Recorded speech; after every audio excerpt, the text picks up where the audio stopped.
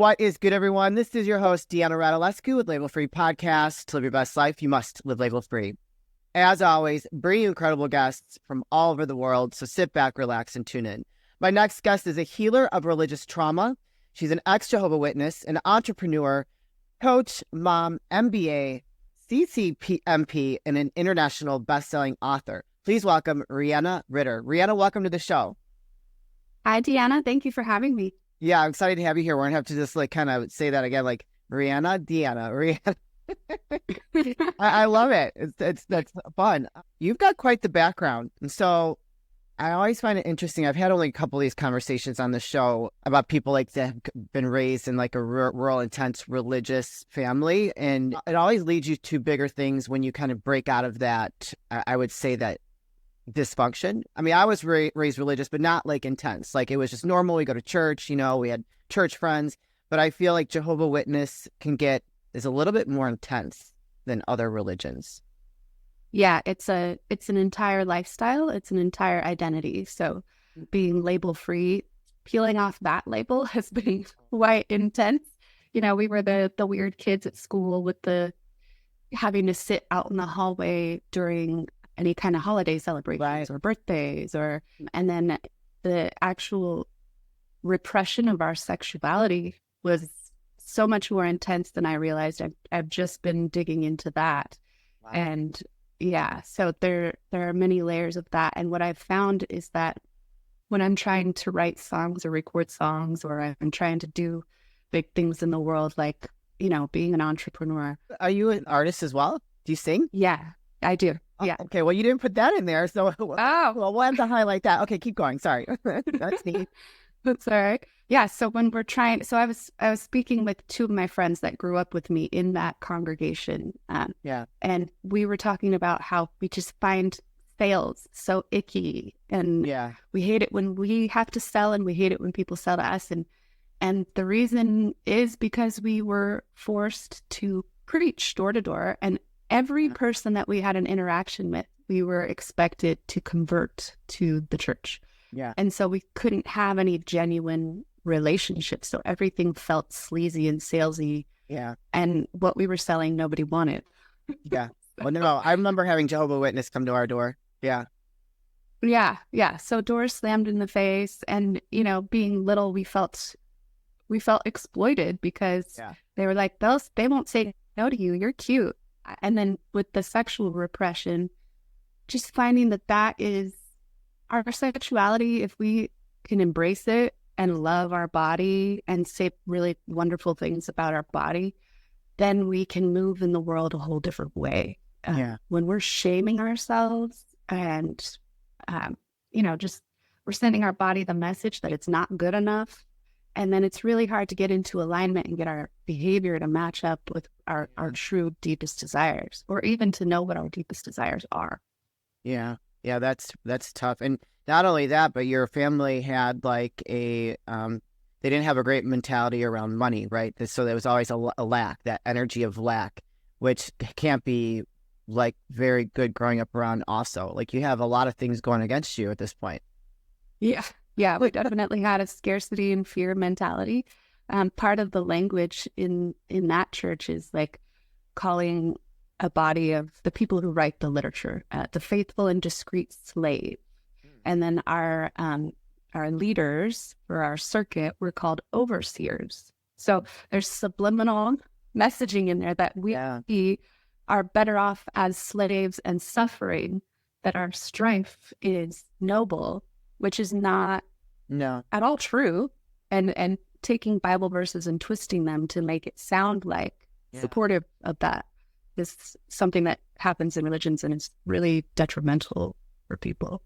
So the whole church kind of embodies that scarcity mindset? Yeah. That's wild. Yeah. And when you're talking about, like, when you're using that kind of language as your identity as slave, then you're instilling that you have no self-worth. And so you don't feel worthy of money, so you can't let it in. Like, right. The biggest block to wealth is that we're not allowing it in. Very true. And so now you over the course of time, you've kind of dealt with peeling off all these labels and not being a Jehovah's Witness anymore, and allowing like that abundance to come in. And I know that you kind of, your journey's led you back to spirituality as a coach and the work that you do. So what did that look like for you? I mean, that could not have been easy at all. Yeah, it's been a really long process. And I think, it started with self-help books and following spiritual teachers. As a teen, when I left the church, I tried to become an atheist. I just wanted to deprogram myself, and I thought that was the only way. I believed that my relationship with God was the problem, but that's not my natural inclination. At the same time, one of the good things the church taught me was that I had a personal relationship with God. Yeah. So I was prayer. I mean, prayer was something that I leaned on, and then when I stopped for a long time, I got into some really unhealthy habits. I was partying, taking drugs, having a lot of unprotected sex. I mean, just really detrimental behaviors. And then when I decided to start praying again and to reconnect with the divinity that is there, and like, it's so incredibly helpful to have that feeling of support, that you're not just relying on your own, because, our bodies are physical. So we have limitations there, where our spirit is infinite. Yeah. And so we can have these infinite ideas and want to do wonderful things in the world, but without connecting with that divinity and feeling that support, it's really difficult to do. So I reconnected with spirituality and a whole different view of it. Like, I'm reading about astrology, I'm learning astrology, I'm looking at human design, and that's so much fun. Gene keys in human design, if you've never heard of that, it's really in depth, shows you like everything that was lined up at the time you were born, and therefore how you are designed and how you're operating in the world. And I've done some somatic healing, some therapy. All for yourself? Yes. Or are these modalities that you practice in your coaching? Both. Okay. Yeah. So cool. I started by experiencing them for myself. Yeah. And then finding what works. So I have a coach. I always will have a coach. Yeah. Because we always have blind spots. And healing in community, finding community and healing together and having guidance were the things that really moved the needle for me. Because I was trying to do it on my own with, just watching videos and reading books. And I've found that it took me to a certain place, but not as far as I needed to go with as much as I had. Yeah, sometimes we need that guidance to kind of like push us to, face some things that we probably are not aware of, Yeah, absolutely. And my coach is just like always pointing out to me how mean my inner critic is. Tell that little person just to shut up. I called like the little man talking shit in my head. Like, shut up. I'm not listening to you. So you've achieved great success, but even though you've achieved great success, you still had been carrying that scarcity mindset, right? Because of how you were raised and what was imprinted on you, those labels that you were carrying with you throughout adulthood. What was that like when you started to let that go and open yourself up to abundance? Oh my goodness. There was so much fear. I actually was addicted to negative emotions and fear and being in the discomfort of like contraction and scarcity. Yeah. Like, you can become addicted to those emotions. So like the thought loop will happen and then the emotion happens and then they feed each other. Yeah. So having to pull it apart, I experienced so much resistance in my body, like shaking and just to feeling pleasure and feeling softness and openness in my body.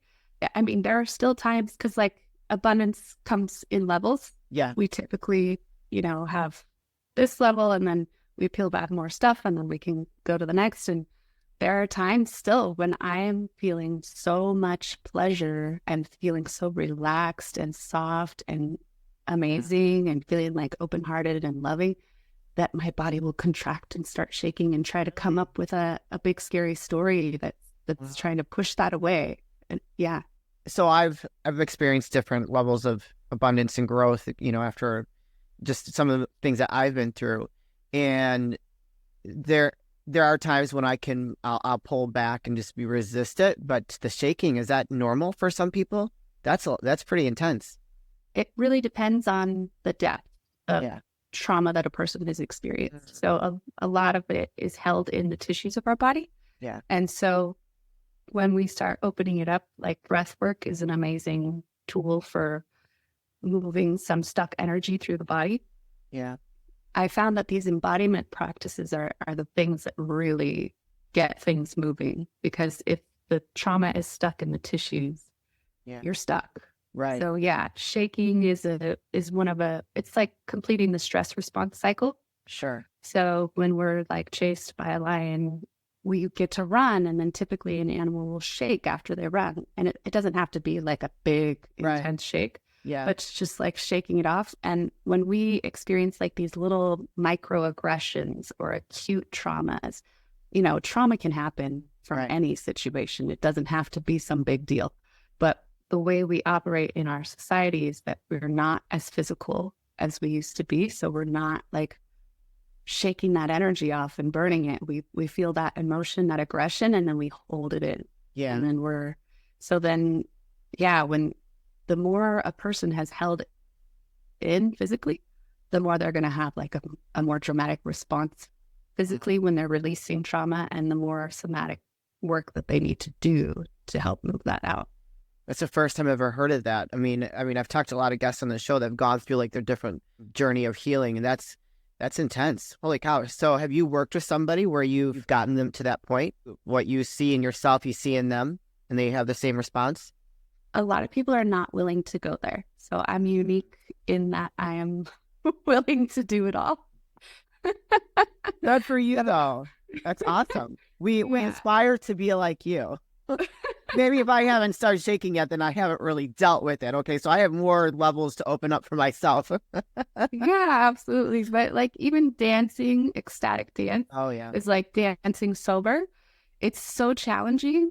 Like for me to dance sober, because I was so like sexually repressed and closed off, I felt like, oh, this type of expression is dangerous. There were all kinds of messages. I mean, for women, we receive messages that any kind of sensual movement is going to get us raped or killed, right? Yeah. And some of us have actually experienced sexual trauma. Yeah. So getting myself to be in a crowd, I was at a retreat, and it was like, okay, we're gonna dance now, and we're doing it sober. And I had to close my eyes and just be like, okay, it's just me. If I close my eyes, nobody can see me. Yeah. And dance and move. But then like I was like, oh my goodness, this is releasing. And then it was so fun and it was so exciting. So I see more of that. I see more people willing to do the more fun stuff. Sure. But yes, in breath work, we definitely will see screaming, crying, see laughter, we'll see shaking, we'll see all kinds of. How is your relationship with your family? Are they still Jehovah's Witnesses? Yeah, my mom is, and my dad kind of is. It's okay. It's a little strained at times because, my mom is still trying to recruit us all the time. And so that gets really frustrating because we want to have a genuine interaction. Yeah. But she can pull it back. If we say something, she'll be aware. And, but she has so much trauma of her own that is unresolved. And you'd have to, in order to be willing to allow yourself to be called a slave and to participate in a religion like that. You have to feel pretty worthless to allow that kind of control over your life and that scarcity fear kind of information. And not even like, I had a girlfriend a long time ago. I lost contact with her over the years, but she was married to a Jehovah's Witness, and I did not understand that you can't celebrate anything. To me, like, I feel like that goes completely against, like, I'm a Christian, goes against the Bible and celebrating life. And, I'm like, this doesn't make any sense to me. Yeah, that is so interesting to hear that you had that perspective from religion that celebrating life is a thing. Yeah. That was not what I received from that religion. Yeah. Well, right. And I remember she graduated from college. She got her bachelor's, and her husband allowed her to have a cake, and that was like a big deal. That was the Wow. first time of really ever being exposed to that. I mean, I know we had to come, like they came to our door, but I was just like, sorry, but why would you want to be a part of something where you're not allowed to really celebrate life and living and embracing love and all these positive things that I think should be within religion, how I was raised, right? We celebrated everything at the church. It was like, potluck, just everything. So Yeah. I didn't understand that. Yeah, that's really beautiful. I mean, because life is all about celebrating and sensation and love.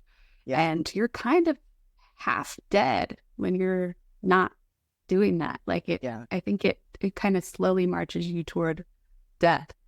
Certainly not a meaningful existence. No, not at all. Like you just be numb inside, I feel like. I know she separated from him. I don't think she's probably a Jehovah's Witness anymore, but I digress. So tell us about being a coach. Who is like your typical ideal client or avatar, someone that you work with? What are they looking for when they come to you?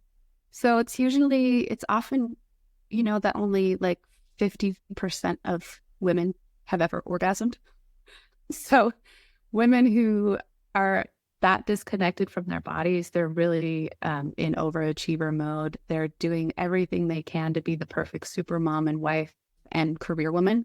And they're just finding that they're depressed and their health is not usually thriving. And they're just like, what is happening? I'm doing everything I'm supposed to. I'm doing it all right, but I'm miserable and I feel locked up and I feel repressed and I'm having trouble like connecting with my children or my partner. I'm having difficulty reaching joy in life or celebration. So just very closed off. Yeah, it's usually high achiever, career women, a lot of times accountants, because I was an accountant, or I still have an accounting business. But to be that much of a perfectionist, you have to have a certain level of yeah, not being able to orgasm or not achieving orgasm. That's very not good. No, that is not good. Yeah. And half of women, that's a lot of the world's population, a quarter of the world's population. And then their partners. I mean, when someone's faking an orgasm, right? So that doesn't feel good as the partner who's trying to get them to, like, you're like, oh, what's wrong with me? I'm doing this all wrong, or we're not intimately connected, like having a real emotional connection. Yeah. If you're not orgasming, you're probably missing that deep emotional connection. That's the fountain of youth right there. So you need to figure out how to orgasm, okay? It's not a bad thing. It's very good. Very good for you all over. Especially as we get older, we have to continue to like let things flow. Like, geez, that is not good. Yes. Wow. So do you help plug back into that side of themselves so they open themselves to trying to achieve it? And I think some of the reason is that women don't know how. Yeah. I think a lot of it is just being a loving presence that is hearing and seeing them. And then when women start to feel seen and heard, they start to realize that they're worthy of that and that they should expect more of that. And so they start looking for relationships that are more aligned that way instead of ones that are, you just be quiet over there. I don't want to hear or see you. Yikes. That is not acceptable at all. Reanna, let's talk about, like, you didn't mention this, that you write songs and you're a singer. Yeah. Is this something new?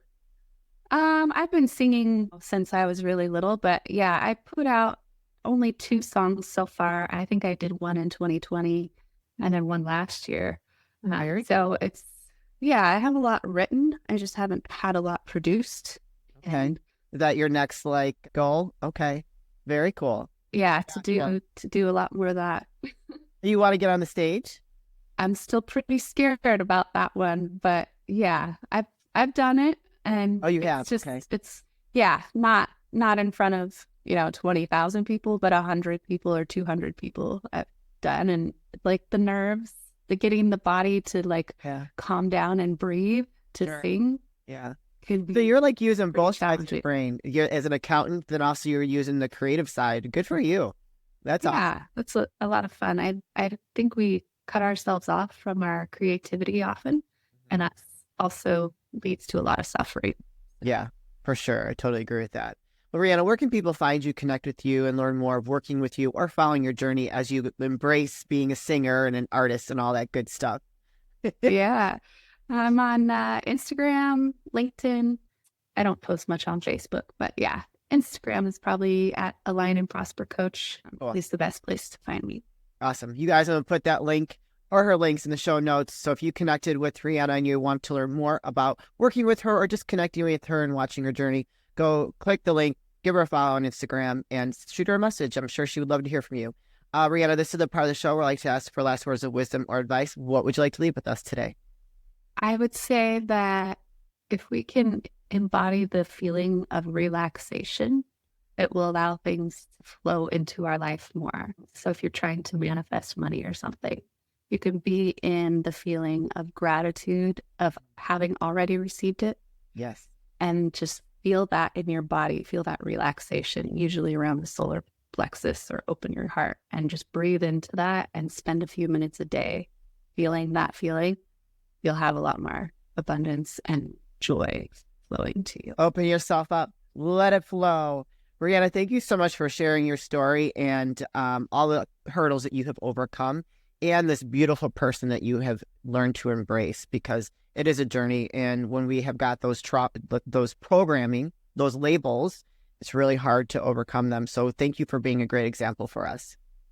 Thank you. Thank you for having me, Deanna. It's awesome to connect with you and see the beautiful person that you are. Oh, thank you. You just made my day. What a great way to kick off my day. All right, you guys, this is your host, Deanna Radulescu with Label Free Podcast. To live your best life, you must live label free. As always, don't forget to subscribe, follow, rate, review, comment, share, all those good things. And I'll be back soon with more dynamic guests.